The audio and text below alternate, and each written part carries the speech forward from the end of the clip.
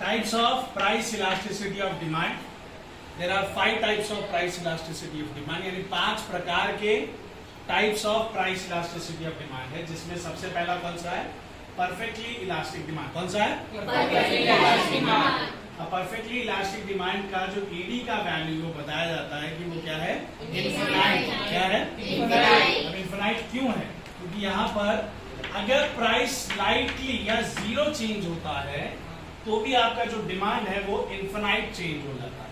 कि प्राइस में हल्का सा भी बदलाव आया तो आपका डिमांड कैसा हो जाएगा? इनफिनाइट तरीके से चेंज हो जाएगा. मानकर चला जाए कि आपका जो प्राइस है वो 10% से चेंज हो रहा है तो डिमांड में इनफिनाइट चेंज आ जाएगा.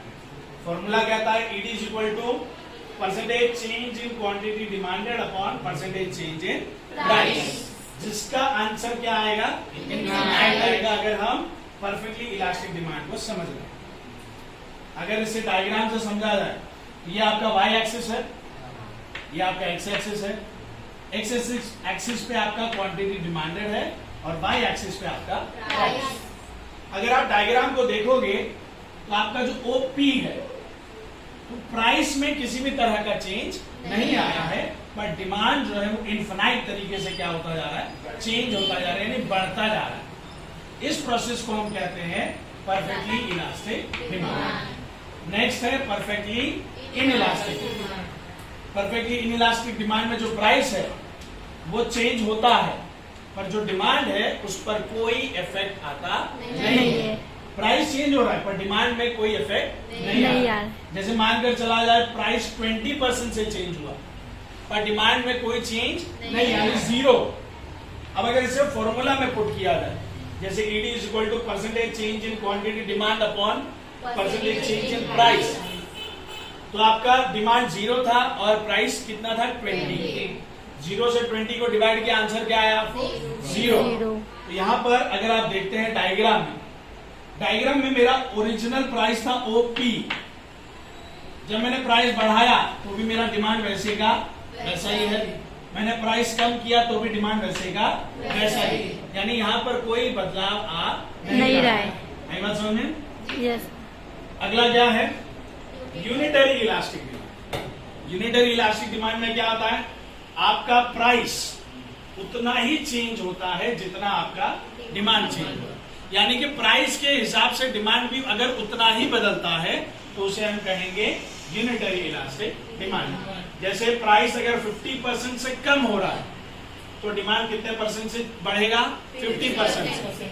फॉर्मूला में पुट कर दो तो ED is equal to percentage change in quantity demand upon percentage change in price. 50 upon 50 कर देंगे. 50 अपॉन 50 का आंसर कितना आया? 1. ईडी की वैल्यू क्या है? 1. आप डायग्राम में देखेंगे मेरा ओरिजिनल प्राइस था ओपी और डिमांड था ओक्यू. जब मैंने प्राइस कम किया, प्राइस क्या किया? कम. तो मेरा डिमांड क्या हो गया? बढ़ गया. डिमांड क्या हो गया? बढ़ गया. जितने प्रतिशत से मैंने प्राइस कम किया उतने ही प्रतिशत से मेरा डिमांड क्या हो गया? बढ़ गया. समझा सबको? अगला है रिलेटिवली इलास्टिक डिमांड. क्या है? Relatively elastic. यहाँ पर कहा जाता है कि जो प्राइस है वो डिमांड के मुकाबले कम होता है और जो डिमांड है वो प्राइस के मुकाबले ज्यादा होता है. फॉर एग्जाम्पल प्राइस अगर 50% से बढ़ रहा है तो डिमांड जो है वो 100% से क्या हो जाएगी? कम. अब ईडी की परसेंटेज में देखते हैं फॉर्मूला में. ED is equal to percentage in quantity upon ED is equal to percentage change in price. तो मेरा डिमांड कितना था? 100%. मैंने यहां लिखा प्राइस कितना है? 50%. डिवाइड किया 100 डिवाइडेड बाय 50 करने पर आंसर कितना आता है? 2. यानी कि ईडी की जो वैल्यू है वो 1 से क्या है? ज्यादा है. 1 से क्या है? ज्यादा. इसीलिए ED is greater than 1. ED की वैल्यू क्या हो गई? Greater than 1. फॉर्मूला में देखा जाए डायग्राम में तो मेरा ओरिजिनल प्राइस था ओपी, यानी प्राइस मेरा ज्यादा था तो डिमांड मेरा ओक्यू था. डिमांड मेरा कम था. ठीक है. फिर एक दिन मैंने प्राइस को क्या किया? कम. प्राइस को क्या किया? प्राइस कम करते ही मेरा डिमांड ज्यादा बढ़ गया, प्राइस के मुकाबले ज्यादा बढ़ गया. इस सिचुएशन को मैं कहता हूं रिलेटिवली इलास्टिक डिमांड. कि प्राइस के मुकाबले डिमांड में ज्यादा बदलाव आ रहा है. आई बात समझ? अगला लास्ट क्या है हमारा? रिलेटिवली इन इलास्टिक डिमांड क्या है? इसमें price is more than demand. Price जो है वो डिमांड के मुकाबले क्या होगा? ज्यादा होगा, और डिमांड जो है वो प्राइस के मुकाबले क्या होगा? कम। फॉर एग्जाम्पल मेरा प्राइस 50% है तो डिमांड क्या हो जाएगा? 25, यानी 50 से कम होना चाहिए। 50 से क्या होना चाहिए? कम। अब कम में कितना भी हो सकता है, 25 हो सकता है, 30 हो सकता है, 45 होता है, लास्ट टू लास्ट 49 तक जा सकता है। कितने तक? 49। आई बात समझ में? अब इसी वैल्यू को अगर फॉर्मूला में पुट करूं तो मेरा percentage change in quantity demand क्या है? 25%। परसेंटेज चेंज इन प्राइस कितना है?